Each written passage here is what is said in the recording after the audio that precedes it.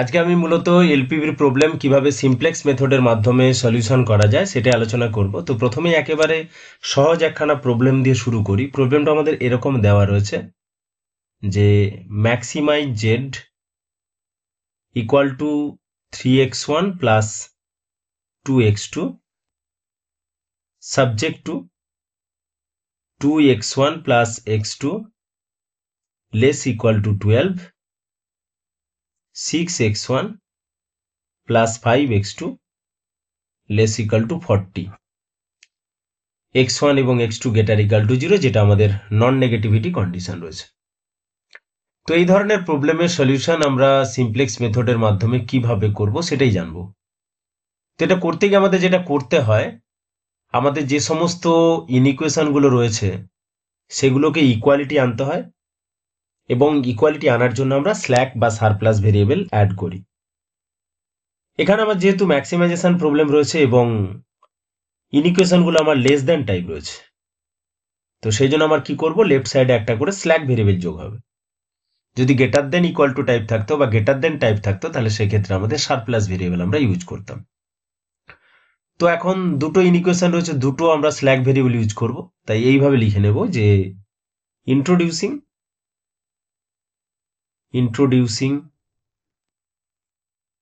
two slack variables x3, x4 to the first and second constraints respectively, we get the converted equation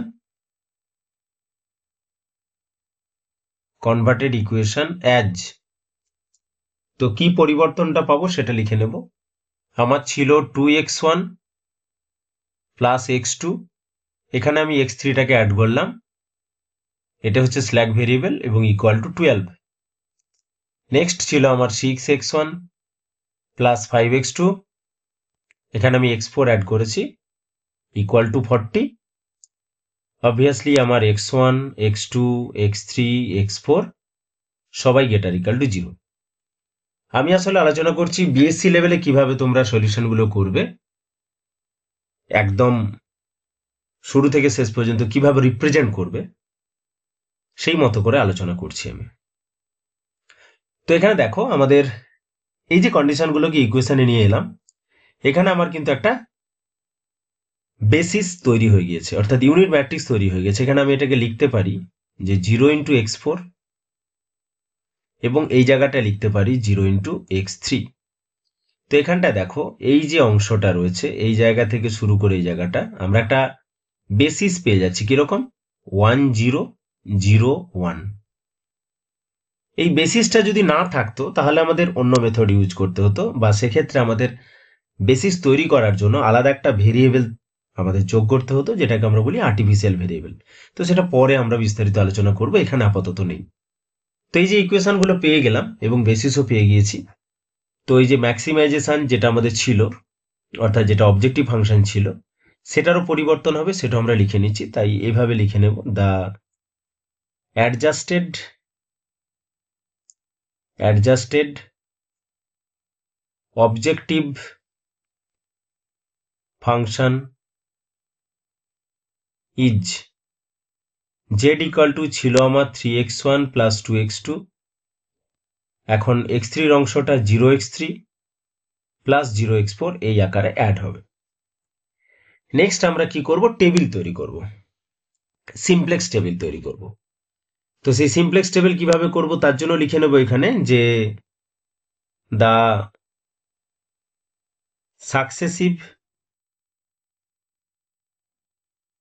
successive simplex table is given below বলে আমরা টেবিলটা start করব। তো আমি next পেজে চলে যাচ্ছি। তো এখানে আমরা কি করব, টেবিলটা এইভাবে তৈরি করব। পুরোটা একসাথে করতে পারি বা একটু একটু করেও আমরা টেবিলটাকে এগোতে পারি।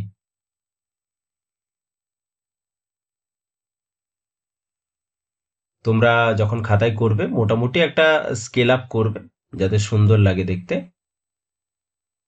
তো এখানে সি অর্থাৎ অবজেক্টিভ ফাংশনে যে ম্যাট্রিক্সটা ছিল তার কোফিসিয়েন্টগুলো এখানে বসিয়ে দেব। এখানে স্মল বি, এখানে লিখব বি যারা বেসিসে থাকবে এবং তার করসপন্ডিং ভ্যালুগুলো সিবি। এবং এখানে আমরা দেখলাম যে যে ভেক্টরগুলো আমাদের ইউজ হয়েছে, দেখো আবার আমি আগের পেজে একটু যাচ্ছি তাহলে তোমাদের বুঝতে সুবিধা হবে। তো এই যে আমাদের x1 x2 x3 x4 এই যে চারখানা ভেরিয়েবলের জন্য আমাদের চারখানা ভেক্টর a1 a2 a3 এবং a4 ওটা আমরা ইউজ করব। তো সেই জন্য এখানে লিখে নিচ্ছি আমরা, এখানে কি লিখবো, প্রথমটা লিখে নিচ্ছি a1 a2 a3 a4 এবং এখানে আমরা লিখব মিনিমাম পজিটিভ রেশিও বা মিন পজিটিভ রেশিও। এই লাইনটাকে নাও রাখতে পারবো। এবার কি করব, আমরা কিভাবে বসাবো, আবার আমরা আগের পেজে যাচ্ছি। দেখো এই যে অংশটা রয়েছে এই জাস্ট কোফিসিয়েন্ট গুলো 2 1 1 0, তাহলে প্রথম রোতে আমরা বসাবো 2 1 1 0, বি এর জায়গা বসাবো 12 2 1 1 0। ওকে, তাহলে আমরা লিখে নিচ্ছি 2 1 1 0, এখানে হচ্ছে 12। ওকে, আচ্ছা নেক্সট সেকেন্ড রো কি হবে, 6 5 0 1 আর এদিকে হচ্ছে 40, 6 5 0 1 6 5 0 1। ওকে, 6 5 0 1, এখানে হচ্ছে 40। আচ্ছা আবার একটু দেখে নেই আমাদের সি অর্থাৎ max Z equal to C x's, এই সিটা আমাদের কি ছিল সেটা আমরা লিখে নেব। তো সিতে ছিল দেখো 3 2 0 0।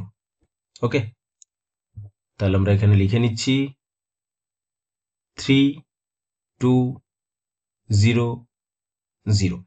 এবারে দেখো এখানটাতেই তোমাদের বুঝতে হবে যে বেসিস কারা ফর্ম করছে না, ইউনিট ম্যাট্রিক্স যেটা তৈরি হচ্ছে, এই যে এ থ্রিটা 1 0 0 1, তাহলে প্রথমে 1 0টা যেহেতু আছে তাহলে এ থ্রিকে আগে নেব। যদি আমার A4 1 0 হতো তাহলে A4 কে নিতাম, A4 0 1 রয়েছে তাহলে A4 হচ্ছে এর পরে নেব, এটা হচ্ছে A4। এবার দেখো A3 এর করসপন্ডিং কস্ট কম্পোনেন্ট কি আছে এখানে 0, তাহলে CB এটা হবে 0 এবং A4 এরও করসপন্ডিং কস্ট কম্পোনেন্ট হচ্ছে 0, তাহলে এখানে দেবো 0। এবারে কি ক্যালকুলেশন করব না ZJ মাইনাস CJ। দেখো কিভাবে ক্যালকুলেশন হয়, এই বি এর জন্য ক্যালকুলেশন আলাদা আর এই ভেক্টরগুলোর জন্য ক্যালকুলেশন আলাদা। বি এর জন্য ক্যালকুলেশন কি হবে, এই সি এর সাথে সিবির অংশটা, এই যে বি আমরা ক্যালকুলেট করতে চাই তো সিবির সাথে এই সি এর অংশটা আমরা গুণ করবো, অর্থাৎ 0 ইন্টু 12 প্লাস 0 ইন্টু 40, তাহলে 0 ইন্টু 12 0 ইন্টু 40 তাদের যোগ করলে পারে আমরা 0ই পাবো। বাকিগুলোর জন্য ক্যালকুলেশনটা কি হবে, তাহলে এখানে বি এর ক্ষেত্রে ক্যালকুলেশনটা কি হচ্ছে, বি এর ক্ষেত্রে ক্যালকুলেশনটা হচ্ছে summation of CB into C, এটা। আর এই ভেক্টরগুলোর জন্য অর্থাৎ জেনারেলি A1 A2 A3 এগুলোর জন্য এআই, এই অংশটার জন্য আমাদের ZJ মাইনাস CJ কোন পদ্ধতিতে ক্যালকুলেশন হচ্ছে না সামেশন অফ, আমরা কি করবো সিবির সাথে এর অংশ গুণ করবো, অর্থাৎ 0 ইন্টু 2 প্লাস 0 ইন্টু 6 মাইনাস এটা, তাহলে এটা কি হবে আমাদের সিবির সাথে গুণ হচ্ছে A1 বাই AI এই অংশটা A1 A2 A3 A4 minus C এর অংশটা বিয়োগ হচ্ছে অর্থাৎ CI। তো ফার্স্ট আমাদের কি হচ্ছে তাহলে 0 ইন্টু 2 প্লাস 0 ইন্টু 6 মাইনাস 3, তাহলে এটা মাইনাস 3 আমরা বসিয়ে দিলাম। 0 ইন্টু 1 0 ইন্টু 5 0 মাইনাস 2, তাহলে এখানে মাইনাস 2 বসিয়ে দিলাম। 0 ইন্টু 1 0 0 ইন্টু 0 0 মাইনাস 0, অর্থাৎ আলটিমেটলি এটা 0 হলো। 0 ইন্টু 0 প্লাস 0 ইন্টু 1 0 মাইনাস 0, অর্থাৎ 0 হলো। এবার আমরা কি করব, মোস্ট নেগেটিভ যেটা Z J minus C J পাবো, সেটাকে আমরা কি করব, সেটাকে ধরবো যে সেই করসপন্ডিং ভেক্টরটা হবে এন্টারিং ভেক্টর, অর্থাৎ এটা আমাদের এবারে নতুন বেসিসে আসবে। তাহলে বেরোবে কে, তার জন্য বের করব মিন পজিটিভ রেশিও। তাহলে যেহেতু এই এ ওয়ানটা আমাদের ঢুকছে, তাহলে এ ওয়ানের জন্য করসপন্ডিং এই এ ওয়ান দিয়ে আমরা কি করব, বি কে ভাগ করব প্রত্যেকটা ক্ষেত্রে। তাহলে কি পাবো এখানে 12/2 40/6। ঠিক আছে, যদি এ টু ঢুকতো তাহলে আমাদের এ টুর অংশ দিয়ে ভাগ করতাম 12/1 40/5। তো 12/2 40/6, এখানে হচ্ছে 12/2 মানে হচ্ছে 2 6 12, এখানে 40, 6 সাথে 42, 6 6 36, 6 পয়েন্ট সামথিং। তো মিনিমাম হচ্ছে এইটা, এটা হচ্ছে সব থেকে ছোট। তাহলে এ বেরোবে আর এই এ ওয়ান ঢুকবে, তাহলে তাদের যে ক্রসিং, তাহলে এ বেরোচ্ছে, এ ঢুকছে এবং এ বেরোচ্ছে, তাদের ক্রসিং, এটাকে বলবো আমরা কি এলিমেন্ট, কে ই ওয়াই, কি এলিমেন্ট। নেক্সট স্টেপে এই কি এলিমেন্টকে আমাদের 1 করতে হবে। তো তার জন্য বাকি প্রসেস আমরা এগোচ্ছি। এখনো কি হবে দেখো, সিস্টেমটা জেনে রাখলে আমাদের দুটো ইকুয়েশন থাক, তিনটে ইকুয়েশন পর্যন্ত আমাদের মোটামুটি দরকার, সবই আমরা ক্যালকুলেশন করতে পারবো। তো কে ঢুকছে, এ ওয়ান ঢুকছে, কে বেরোচ্ছে, এ থ্রি বেরোচ্ছে, তাহলে এ থ্রির জায়গাটা নেবে এ ওয়ান, এ ফোর যেমন ছিল সেই এ ফোরই থাকবে। দেখো এ ওয়ান এর করসপন্ডিং কস্ট কম্পোনেন্ট কত না 3, তাহলে এখানে আসবে 3, এ ফোর এর 0 ছিল 0 থাকলো। এবার এটা যেহেতু আমাদের কি এলিমেন্ট, তাহলে এই এ ওয়ান যেহেতু প্রথম ভেক্টর হিসাবে এসেছে, তাহলে এ ওয়ানটা হবে 1 0 আর এ ফোরটা হবে 0 1। তাহলে এটাকে 1 করতে গেলে 2 দিয়ে সবাইকে আমরা কি করব, ভাগ করে দেবো। তাহলে 12কে 2 দিয়ে ভাগ করলে 6, এখানে 1, এখানে হাফ, এখানে হাফ। ধৈর্য হারালে চলবে না, ফ্র্যাকশনের আমাদের যোগ বিয়োগ জানলেই মোটামুটি আমরা এই প্রবলেমগুলো সলভ করতে পারবো খুব সহজে। তো এরপর এখানে 6 রয়েছে, এটাকে আমরা 0 করতে চাই। তো এই নতুন যেটা পেয়েছি তাকেই কিছু না কিছু দিয়ে আমরা মাল্টিপ্লিকেশন বা ডিভিশন করব, অর্থাৎ তাকে কিছু না কিছু দিয়ে গুণ করব এবং পুরানোটা থেকে বিয়োগ করব। তাহলে এখানে আমার যেহেতু 6 আছে, তাহলে এই রোটাকে, টোটালটাই আমার এই রোটাকে কি করতে হবে, এই রোটাকে আমার 6 দিয়ে গুণ করে দিতে হবে। 6 দিয়ে গুণ করার পর পুরানো এইখান থেকে নতুনটাকে আমরা কিন্তু বাদ দেব। তো সেটা করতে গিয়ে কি হচ্ছে, 6 দিয়ে যদি আমরা গুণ করি তাহলে আমাদের প্রথম যেটা আসছে, যে 6 দিয়ে গুণ করলে এটা হচ্ছে 6 6 36, তাহলে 40 মাইনাস 36 অর্থাৎ 4। 6 দিয়ে গুণ করলাম 6 আর এখানে 6, 6 মাইনাস 6 0। 6 দিয়ে গুণ করলে এটা 3, তাহলে 3 করলে কি হচ্ছে 5 মাইনাস 3, তাহলে 2। আবার এটা ক্যালকুলেশনটা দেখো, আবারও বলছি, প্রথমে যেটা কি এলিমেন্ট হয়েছে সেটাকে 1 করা হয়েছে, তাহলে 1 করতে গিয়ে সবাইকে 2 দিয়ে ডিভাইড করে দিয়েছি, হয়ে গেল, কাজ শেষ। এবারে এর নিচেরটাকে আমরা 0 করতে চাই। তো 0 করার জন্য এখানে আমরা দেখতে পাচ্ছি 6 রয়েছে, তাহলে নতুন যে রোটা পেয়েছি তাকে আমরা 6 দিয়ে গুণ করব আর পুরানো যে রোটা আছে 2 নম্বর রোটা সেখান থেকে বাদ দেব। তো সেটাই করছি। তাহলে 6 6 36, 40 বিযুক্ত 36 4, 6 6 বিযুক্ত 6 0, 6 দিয়ে গুণ করলে 3, 5 বিযুক্ত 3 2, 6 দিয়ে গুণ করলে 3, 0 মাইনাস 3 মানে এখানে মাইনাস 3, 6 দিয়ে গুণ করলে 0, 1 মাইনাস 0 অর্থাৎ 1। ঠিক আবার সেম ওয়েতে আমরা কি করব, Z J minus C zeta calculation করব। তাহলে আবার লিখে দিচ্ছি Z J minus C J. আবার সে আগের মতো এই ক্যালকুলেশন, বি এর জন্য আমাদের এই যে সিবি ইন্টু সি, তাহলে 3 ইন্টু আমাদের 6। এটা একটু বলে রাখি, সিবি ইন্টু সি না বলে আমার একটু এখানটা বি করে দেয় ভালো হবে, এটা বি এর অংশটা গুণ হচ্ছে সিবি ইন্টু বি। ঠিক একইভাবে এখানে আমাদের এটা ঠিক আছে, এটা সিবি ইন্টু বি গুণ হচ্ছে, ঠিক আছে। তাহলে 3 6 18 প্লাস 0 ইন্টু 4 অর্থাৎ 0, তাহলে 3 6 18 হবে, যোগ করলে এখানে আমাদের বসবে 18।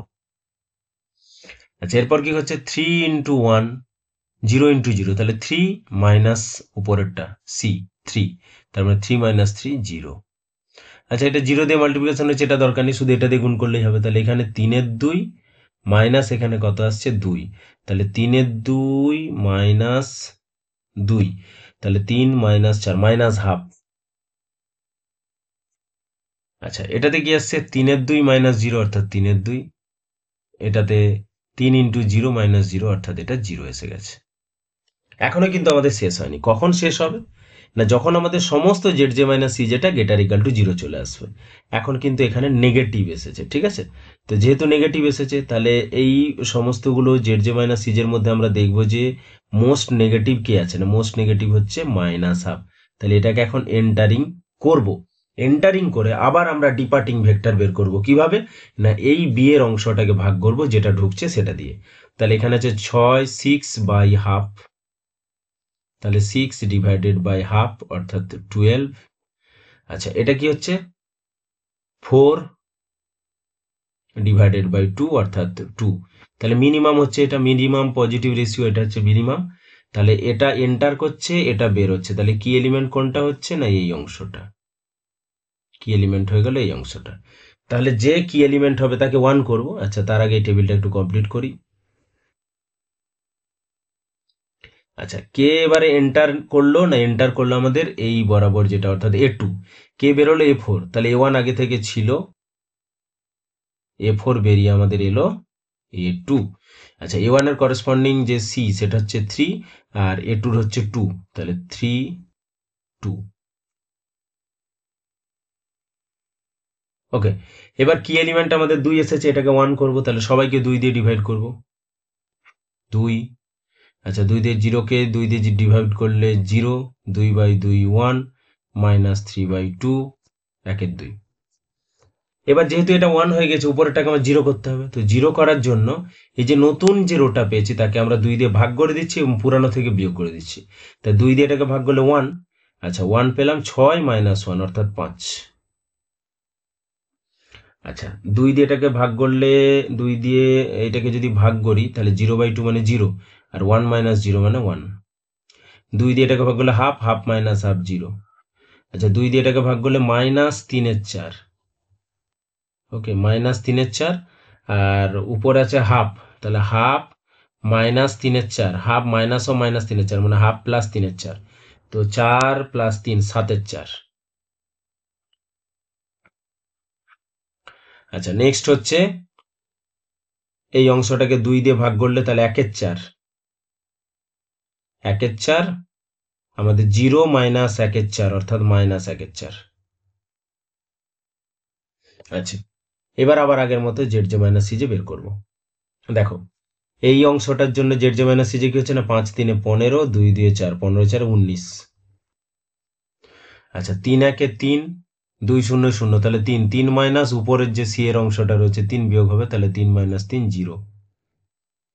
3 ইন্টু 0 0, 2 ইন্টু 1 2, 2 মাইনাস উপরে 2, তাহলে এটা 0। আচ্ছা 3 ইন্টু 7/4, তাহলে 3 7 21 4। আচ্ছা 2 ইন্টু -3/2, তার মানে -3 আর উপরে এই বরাবর আছে 0 -0, তাহলে 21/4 থেকে 3 যদি বাদ দেই 3 4 12, 21 বিযুক্ত 12 অর্থাৎ 9 9/4 9/4। এবং এটা কি হচ্ছে, এটা হচ্ছে আমাদের -3/4 আর এখানে হচ্ছে 2 ইন্টু হাফ 1, তাহলে 1 -3/4, তাহলে 4 - 3 অর্থাৎ 1/4। দেখো সব কিন্তু পজিটিভ চলে এসছে। তো সব পজিটিভ চলে এসেছে মানে আমাদের কিন্তু আমরা অপটিমাল স্টেজে চলে গিয়েছি। তো এরপর আমাদের কাজ কি হবে, না এরপর হচ্ছে আমরা যে সলিউশন করলাম এই সলিউশনটাকে আমরা কিভাবে লিখবো, রেজাল্টটা লিখবো, সেটাই আমাদের এখন দেখতে হবে যে আমরা রেজাল্টটা কিভাবে লিখবো। দেখো এই যে অংশটা পেয়ে গিয়েছি আমরা, এখান থেকেই কিন্তু আমরা এবারে রেজাল্টটা লিখবো। তো আমি এই জায়গাটা একটু ক্লিন করে নেই, কারণ এই জায়গাটাতে আমি লিখে রাখছি তাহলে সুবিধা হবে। আচ্ছা তোমরা ক্যালকুলেশনগুলো আরেকবার দেখে নেবে, কোথাও যদি ভুলভ্রান্তি থাকে সেটা কিন্তু তোমাদেরকেই কারেকশন করে নিতে হবে। প্রসিডিওর বা মেথোডোলজি কিন্তু এটাই, অর্থাৎ এইভাবেই আমরা অ্যাপ্রোচ করব সিমপ্লেক্স মেথডের যে প্রবলেমগুলো রয়েছে সেগুলোতে। তো আমার ম্যাক্সিমাম 3টে ইকুয়েশন থাকতে পারে, এখানে আমরা 2টো ইকুয়েশনে নিয়েছি, আর কোনো কিন্তু চেঞ্জ নেই। তো এবার আমরা এখানে কি লিখে নেব, না এইভাবে লিখে নেব যে সিন্স, এই টেবিলটার পরে লিখবে, আমি আর অন্য পেজে যাচ্ছি না, এখানেই লিখে দিচ্ছি। Since all zj minus cj greater equal to 0, show the problem become at its optimal stage. and the optimal solution is optimal মানে ফাইনাল সলিউশন। তো আমাদের ম্যাক্সিমাইজেশন প্রবলেম ছিল, তাহলে ম্যাক্স জেড সমান কি হবে, এই জায়গাটা থেকে লিখে দেবো, এই জায়গাটায় Z J minus C J যেটা এসেছে ফাইনাল টেবিলে, Z J minus C J যেটা এসেছে সেটা, তাহলে 19 ফর প্রবলেমে দেখবে দুটো ভেরিয়েবল দেওয়া ছিল x1 x2, তো এখানে a1 আছে, a1 এর করসপন্ডিং এখানে ভ্যালুটা পেয়েছি 5, a2 এর জন্য পেয়েছি 2, তাহলে for x1 equal to 5, x2 equal to 2। যদি কেউ প্রেজেন্ট না থাকতো, ধরো x2 না থেকে এখানে a2 না থেকে a3 রয়েছে, তাহলে a2 এর জন্য অর্থাৎ x2 এর জন্য ভ্যালুটা আমরা 0 বসাতাম। তো এটাই হচ্ছে মেথোডোলজি। যদি কোনো ক্ষেত্রে দেখা যায় যে Z J minus C J calculate করেছি, নেগেটিভ পেয়েছি, এন্টারিং ভেক্টর পেয়েছি, কিন্তু ডিপার্টিং ভেক্টর বের করার জন্য মিনিমাম পজিটিভ রেশিও বের করা যাচ্ছে না। আচ্ছা, কখন মিনিমাম পজিটিভ রেশিও বের করা যাবে না? যখন এইগুলো সব নেগেটিভ হবে। তো নেগেটিভ দিয়ে ডিভিশন করে তো আর আমাদের মিন পজিটিভ রেশিও পাওয়া যায় না, তো নেগেটিভের ক্ষেত্রে অ্যাভয়েড করব। আর কোথাও যদি জিরো থাকে, যেমন এই ক্ষেত্রে 4 যদি জিরো করতে হতো, তো সেক্ষেত্রে ইনভ্যালিড, তো সেটা করব না, জাস্ট ডট দিয়ে আমরা ফাঁকা রেখে দেবো। ঠিক আছে, তো এইভাবে কিন্তু আমরা সিমপ্লেক্স মেথডের প্রবলেম করতে পারি। আজকে একটা ছোট্ট প্রবলেম আলোচনা করলাম, নেক্সট পার্টে আমরা অবশ্যই আরো বড় এবং ভালো প্রবলেম আলোচনা করব। তো এখন আপাতত এটুকুই। ওকে, থ্যাঙ্কস ফর ওয়াচিং।